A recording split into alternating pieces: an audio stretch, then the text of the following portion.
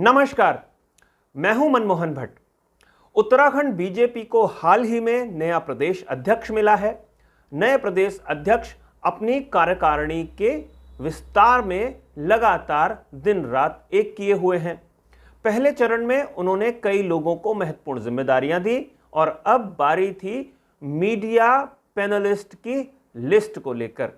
कई लोग बहुत उत्साहित होते हैं कि पार्टी का पक्ष मीडिया में मजबूत तरीके से वो रख सकें। इस लिस्ट में एक नाम काफी चौंकाने वाला रहा। वो नाम था कर्नल अजय कोठियाल का। कर्नल अजय कोठियाल को बीजेपी ने सिर्फ मीडिया पैनलिस्ट की जिम्मेदारी दी। ये अपने आप में थोड़ा सा अजीब सा कई लोगों को लगा। उसका कारण यह है कि कर्नल अजय कोठियाल हाल फिलहाल में बीजेपी में शामिल हुए जोर शोर के साथ। कर्नल अजय कोठियाल का थोड़ा सा पुराना इतिहास देखें तो कर्नल अजय कोठियाल आम आदमी पार्टी में शामिल हुए थे चुनाव से ठीक पहले। कर्नल अजय कोठियाल को आम आदमी पार्टी ने अपने मुख्यमंत्री पद का उम्मीदवार बनाया था, यानी प्रदेश में उत्तराखंड में आम आदमी पार्टी का प्रमुख चेहरा कर्नल अजय कोठियाल थे। कर्नल अजय कोठियाल चुनाव भी लड़ रहे थे, उनके नेतृत्व में पार्टी चुनाव लड़ रही थी राज्य में। उत्तरकाशी सीट से कर्नल अजय कोठियाल मैदान में थे। गंगोत्री जो सीट है वहां से कर्नल अजय कोठियाल बहुत बुरी तरीके से हार गए। उनकी जमानत जब्त हो गई, बीजेपी वहां से चुनाव जीत गई। लेकिन कर्नल कोठियाल को वहां से हारने के बाद यह सबक तो मिल गया कि ना तो आम आदमी पार्टी का उत्तराखंड में हाल फिलहाल के वर्षों में कोई बड़ा भविष्य दिखाई देता है और ना कर्नल कोठियाल अपने दम पर कोई बड़ा चुनाव जीत सकते हैं।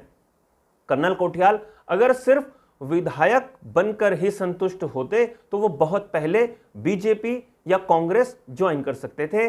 कर्नल कोठियाल की जो महत्वाकांक्षा थी वो राज्य का नेतृत्व करने की थी और इसी उम्मीद के साथ उन्होंने अरविंद केजरीवाल का दामन थामा था। उत्तराखंड में मुख्यमंत्री का चेहरा केजरीवाल साहब ने कर्नल अजय कोठियाल को बनाया था।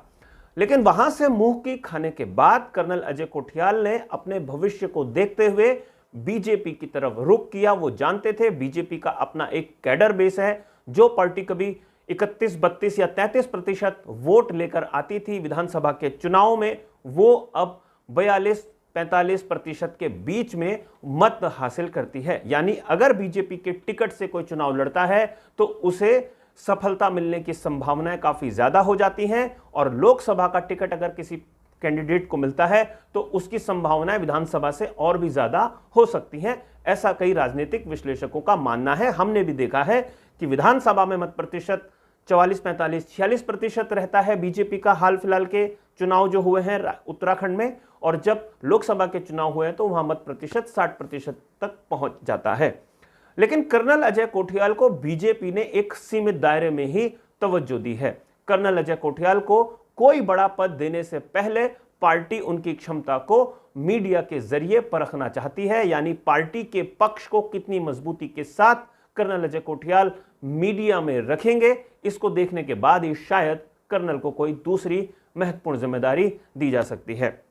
साथियों, ऐसा लगता है कि कर्नल कोठियाल को बीजेपी ने थोड़ा सा हल्का करके आंक लिया है। जाहिर सी बात है, विधानसभा चुनाव में जिन कैंडिडेट की जबरदस्त तरीके से हार हुई हो, उनकी प्रतिभाओं के आधार पर ही उन्हें शायद पार्टी एडजस्ट कर रही होगी।